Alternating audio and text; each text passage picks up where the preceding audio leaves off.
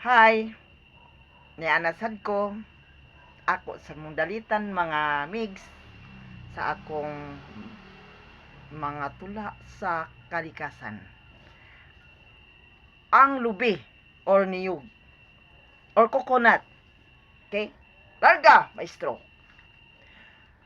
Ang lupa ay aking pinanggalingan. Itanim ninyo ako dahil sa inyong mga pangangailangan. Magtiis muna kayo bago ako inyong mapakinabangan dahil ako'y maliit pa, lagi ninyong alagaan. At sa paglipas ng maraming mga taon dito sa mundo, malaki na ako ngayon. At sa inyong mga paghihirap sa akin, kayo ay makahaon dahil sa maraming mga bunga ako'y magkaroon. Manatili pa rin ako sa kahit anong kahirapan kapag dumating sa mundo ang malakas na init, hangin at ulan. Dahil kayo ay aking kailangan, sana mahalin ninyo ako at huwag pabayaan. Nasa inyong mga kamay ang maganda niyong kinabukasan kapag ako ay hindi ninyo kalilimutan. Kumilos na kayo at ako'y lalapitan. Kahit ano ang gusto ninyo, kita'y pagbibigyan. Nasa akin ang tagumpay ninyo ngayon.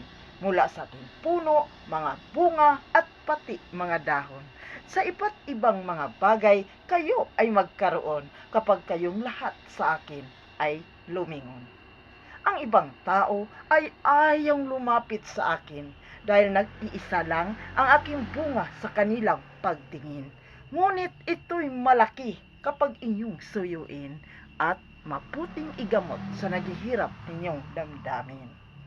Ang aking bunga kahit konti, sana inyong tatanggapin dahil marami na ito kung mabuhay kapag sa lupa inyong itanim.